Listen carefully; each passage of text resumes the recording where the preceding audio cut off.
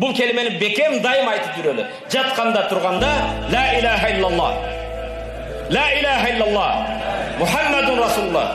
Жатқанда, тұрғанда, басқанда, қимылдағанда, чөчіғанда дайым айтсаң, ұйқыдан тұрғанда адат қылбасаң, мүрзеге қойылған кезіңде қайрадан рухыңды беріп, жаның берген кезде ұйқыдан тұрған сияқты адаттағыдай ла илаха иллаллах, Мұхаммадун Расулуллах көзіңді açсаң, мұнкар ва накир жауапты сұрауда мұрда жауап берді, бұраға сұрау жоқ деп кетеді.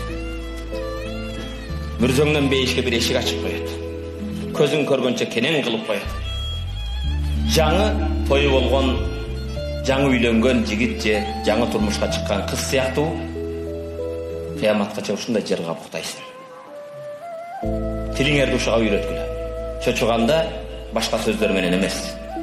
Тұрғанда башқа сөздермен емес, ұқтағанда башқа сөз емес. Ла илаха иллаллах, Мұхаммад